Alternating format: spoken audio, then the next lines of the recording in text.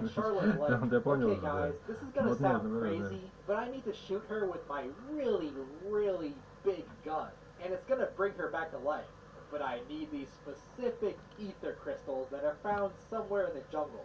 So Shulk searches around for the crystals and ends up finding a mysterious silver-haired anime boy. А я не знаю почему, вот смотри, таких полно людей, да, ну вот смотри, вот чувак там, да, создает, ну, понятно, канал там, ну, я не про себя говорю вообще, что, наверное, полно таких людей, которые что-то потребляют и про это снимают, и видосы, и просто это, и все, да, то есть, и типа даже на это живут, и как бы, а в чем скилл-то?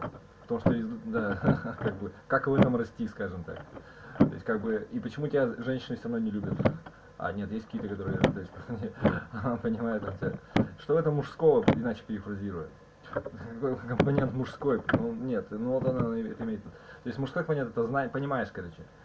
Да. Не душа, а знаешь, ну типа того. Хорошо, снобство, это женщины не очень хорошо дают снобам, скажем так, если что. Понимает он, да. Крутость, какая твоя в чем ты крут, да, понимает он, да. В чем ты, да, ну типа про себя ты говорил, да, понимает. Ну вот это он имеет в виду. Ну, не, а я что ли? Нет, он тебе так говорит, да.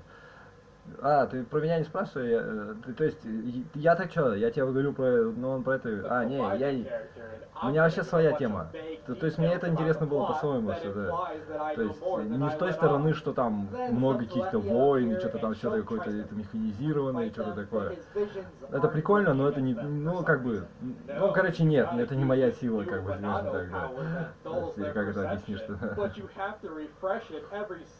не поэтому, но я это могу понять, типа того, да.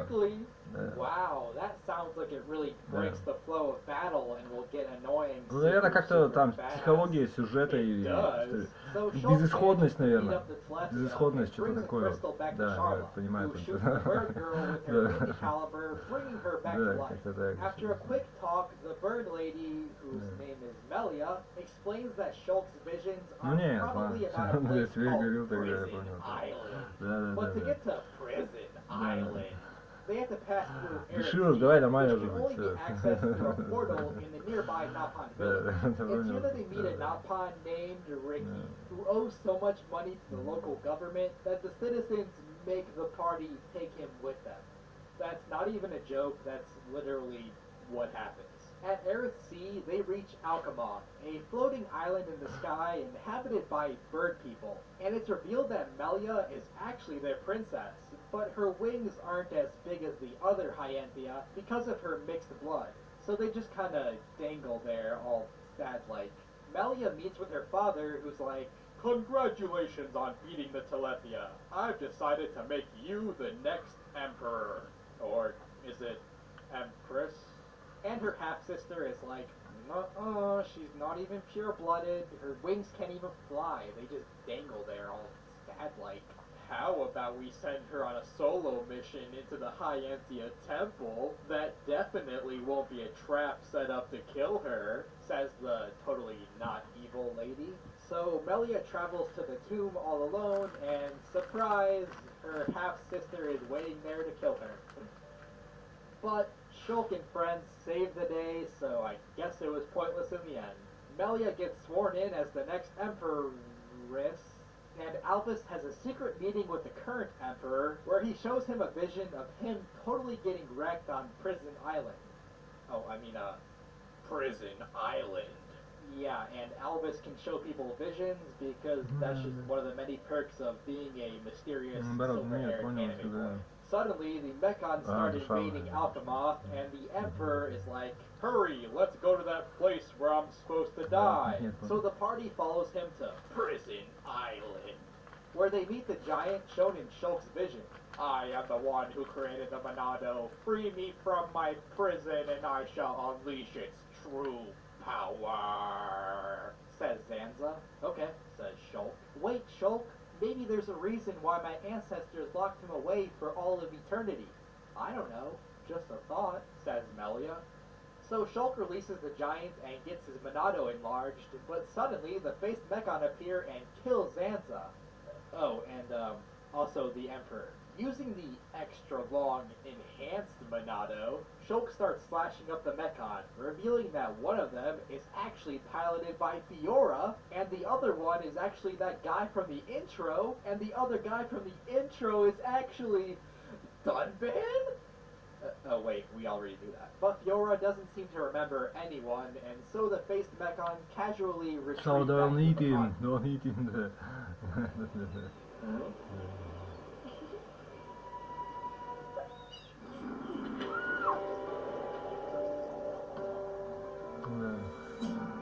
Ну наоборот, да, да. Honest.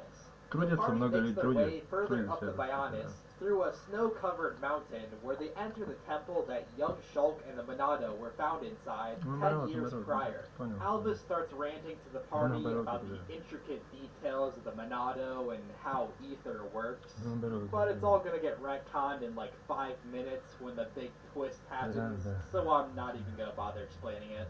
Moving across the Mechanis sword, they once again encounter Mumkar, who gets his butt kicked by Dunban. However, Shulk stops Dunban before he can kill Mumkar and is like, I don't care if he killed thousands of people from our village and your sister. If you kill him, you'll be just as evil. Wow, that logic really sucks, but you're the protagonist, so I guess I have to believe you. But then a rock falls from the sky and kills him anyways, so I guess it all worked out in the end. At the entrance to the Mechanis, they once again meet Mecha Fiora, and Dunban tries to tell her that if she doesn't stop being evil, she's gonna get grounded. But then the Mechanis leader shows up and he's like, I'm sure you already know by now, but the faced Mechon are all under my control, and I also wiped their memories, so don't try using the power of friendship to bring them back because it's not gonna work. Fiora, you gotta wake up. Remember? Friendship? Hold on, I think I'm starting to remember things. Hey, cut that out. So Fiora turns against Egil and gets yeeted off the Mechanis, and naturally, Shulk does what a sane person would do and dive bombs after her, while the rest of the fortress plummets down to the ocean. Shulk wakes up next to Fiora and is like, hold on, she's not moving after falling thousands of feet directly onto her spine. I wonder what's wrong with her. I know, she must be thirsty, and gives her some water by kissing, which is kinda gross, but it brings her back to life somehow. So Fiora joins as a permanent party member, and then me, the player, is like, oh cool, let me see how she plays.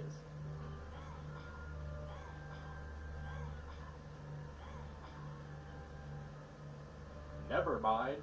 Shulk and Fiora reunite with the rest of the party and enter a village full of surprisingly peaceful Mechon, with their leader being Egil's father, who gives them the mission of killing Egil, which they gladly accept. On their way back up the Mechanis, which is surprisingly easy thanks to all the elevators, they run into Egil's sister, who gives us that sweet, sweet backstory. Really long ago, the Bionis and the Mechanis lived in peace. The Mechons lived on Mechanis and worshipped Maneth, the soul of the Mechanis. And the Giants lived on Bionis and worshipped Zanza, the soul of the Bionis. But both species still made time to chill out and stare off into the sunset. Until one day, Egil's BFF Arglass came into contact with the Monado. Little did he know that Zanza had hidden his soul inside of the Monado and took control of Arglass's body. Zanza, using Arglass's body, then began a war against the Mechanis that would last thousands of years. Egil never forgave this betrayal and swore to take revenge against Zanza and the Bionis. End scene. Oh, and side note, Egil's sister is also responsible for putting Maneth's soul inside of Fiora when she was mechanized, which explains why she has a split personality and also her eyes glow red sometimes. At the Mechanis capital, Shulk confronts Egil, who tries to explain that the Bionis is about to reawaken, and that all life on Bionis will be used as a sacrifice to supply it with ether. And that's the reason why the Mechon were sent to destroy Homs, in order to starve the Bionis from its ether supply. But Shulk wasn't really listening and stabs him anyways, so Egil gets mad and reawakens the Mechanis. They fight again at the heart of the Mechanist, but this time Shulk decides not to stab him, which helps convince Agil to change his ways, and everyone lives happily ever after. Then Dixon shoots Shulk in the heart and Shulk dies. And then another Shulk comes out of Shulk's body, and this Shulk has even longer anime hair. Turns out that Zanza was actually inside Shulk the entire time. After he was sealed away on Prison Island, he once again put a part of his soul inside the Monado, which was found by an expedition team, including Shulk and his parents. Zanza sucked away all of their ether, killing them in order to revive himself. He then used Shulk's dead body as a vessel, constantly sending him visions and leading him to the day where he may revive himself at full strength, which is right now. With his newly awakened body, Zanza has a sick DBZ fight with Maintenance Fiora before turning Maintenance soul into a second Monado, and at this point the party is like, hey, maybe we should grind a bit more before we take on a god. Let's bounce. So they escape on their ship just before Agil and the Mechanist get straight up obliterated by the Bionis. As the crew is flying back to the Bionis, Dixon ambushes them with a bunch of Telethia. Thankfully, Melia's brother shows up to defend them. Hey, you forgot to mention me in the video. I'm an important character too. But then he gets turned into a Telethia, along with every single other pure-blooded Hyentia. That's right, it's plot twist time. Again. Turns out that the Telethia are actually the true forms of the Hyentia, that they revert back to when exposed to high amounts of ether. They were originally created by Zanza for the purpose of exterminating all life on Bionis, in order to supply it with enough ether to reawaken. In the second noble sacrifice of the past 5 minutes, Melia's brother uses the last of his willpower to charge at Dixon, giving the party a chance to escape. They land in Colony 6 and Shulk is placed on life support, barely still alive thanks to Alvis doing something. I don't know. He's a computer and he has cheat codes. We'll get to it later. Meanwhile, Shulk is floating around inside of his brain, all depressed because he just found out he's been dead for the past 10 years. God, get over it. When suddenly Alvis shows up inside of Shulk's brain and gives him a vague but inspiring pep talk that manages to break him out of his coma. Shulk returns just in the nick of time to save everyone from Dixon. Dixon pees his pants a little bit and scurries off to Prison Island. Oh god, not again. Prison Island. Prison Island. You get it. The party confronts him again, but this time in his true form as a giant. Fiora is like, Dixon, why are you so evil? And Dixon's like, oh, I don't know. They never really fleshed out my backstory. So they kill Dixon and Shulk sheds a single manly tear before the whole party is suddenly teleported into the solar system. Okay, I'm sorry. If something doesn't make sense in this Ну нет, понял. Ну наоборот, наверное. Сейчас уже, наверное, там вообще просто все наоборот, я просто понял. Есть какой-то еще центр, кстати, да, притяжения, так сказать, да. Понимаю, там, ну наоборот, да.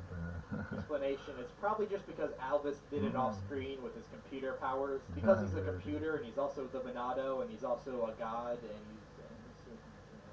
so Zanza tries to do the old join me and we shall rule the galaxy thing, but Shulk is having none of that, and so begins the long and difficult final battle, or at least I assume it was supposed to be. I'd already completed all the side quests and was max level by that point, so it was kinda over in 5 seconds. Hey, it's not my fault that a god has lower stats than the local mountain trolls. So Shulk manages to awaken to the third Monado, which is actually Alvis's true form. Well, besides a computer. And obliterates Zanza once and for all. With God now defeated, Alvis sends Shulk back in time to witness the birth of their universe.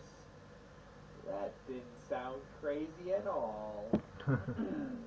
long, super duper long ago, Zanza and Maintenance were originally scientists, performing experiments to create a new universe, using a supercomputer run on the AI known смотри, мифология Японии, да, то есть, которая, типа, да, духи, призраки, там, общение. Я про себя и говорил. Наоборот, да. Ну да. As Albus. Ну наоборот только, да. However, an accident caused the destruction of their own universe and the creation of a new one. One where Zanza and Maneth were gods, with Albus kind of overseeing the both of them as like a non-interfering super god. Zanza and Maneth then gave life to all the creatures on the Bionis and the Mechanis. However, as these life forms advanced, they began to ponder what lies beyond the Bionis. Zanza feared this, because the Bionis requires ether, and being left behind would mean the disruption of the ether cycle, and the death of both the Bionis and Zanza. So he created the Teletheon with the purpose of exterminating all life on Bionis, so that he could start over again and again, perpetuating his existence as a god. However, his power was eventually surpassed by a new god. Shulk is then given the option of deciding the fate of their universe. As the wielder of the true Monado, he ultimately decides that the world has no need for gods, and that the future should be decided by all of its people. And so, he tosses away the true Monado, and a new world is born. One without the Bionis and the Mechanis, where all life lives together in harmony. And on top of it all, Fiora even has her old body back. The end. So this is why people say Shulk is canonically the strongest Smash Brothers character. I mean, Mario may be tough, but he never became a god and rewrote the entire universe. Actually, I never really played all the spin-offs, so I could be wrong on that one. So, there you have it. The entire story of Xenoblade Chronicles. There's absolutely nothing else we could possibly be leaving out. It's all over. Besides the post-game. Woo! Woo! There's even more! Ah, kill me, please. Okay. The video is already 22 minutes long, and if I spend another week editing it, I think I'm actually gonna go crazy. But I do have a lot of the art made for it, so if this video does well, then I can definitely make a follow-up video pretty quickly.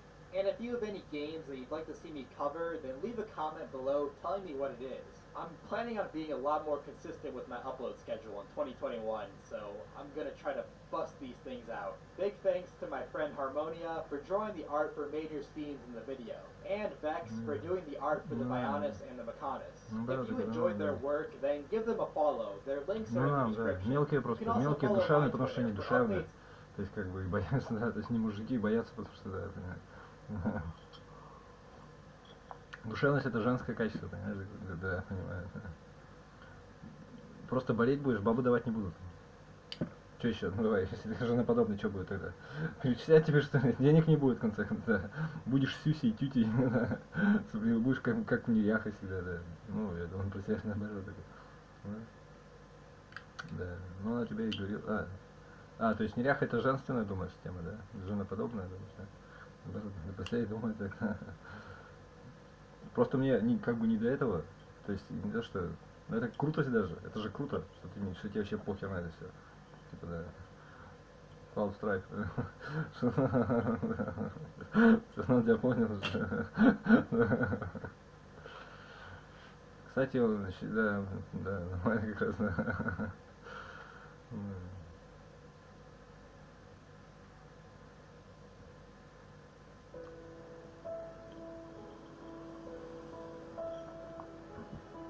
Ну потому что жизнь у тебя одна, понимаешь? Я просто, это звучит глупо, я понимаю.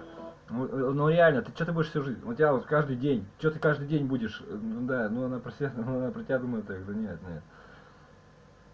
Ну наоборот, да. Зачем этим заниматься вообще? Если ты не женщина, тебя все равно не будет ни тепла, ни семьи, тебя не выйдет, ничего, как бы. Это никому ни от кого теплее не будет. Чуть-чуть, ну типа того, да, она поняла тебя. Ну да, то есть. Выставку сделать просто надо. Да.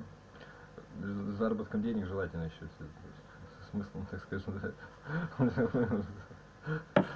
Ну, понимаешь, это некрасиво. Женщины не любят так, понимаешь. Женщины боятся, они чувствуют, что ты тоже женщина тогда, что у тебя есть женское, и как бы ты опасен для их жизни женской. Ну, ненормальные женщины чувствуют, что ты как бы будешь, ну, наверное. Ну, а что раз не так? Потому что их женская красота, уют, сю-сю-сю, а на самом деле, понимают. Да. Да? Типа того. Покорил меня, наоборот, понимает.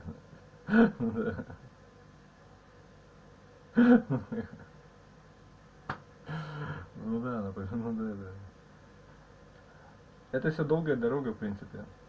Просто факт природы такой, что, в принципе, природе без разницы, по большому счету. Ну, смотри, какой-нибудь хан куда-то пришел, некрасивую насиловать он не будет и брать, понимаешь? Да, то есть, да, я тебя понимаю. Я тебя понимаю просто, да. Ну, да. Ну ладно. Он о тебе так думает. Да. Да наоборот. Ну нет, понял, да, он, да, всегда так думает. Ну это вообще, то есть, ну да, ну что,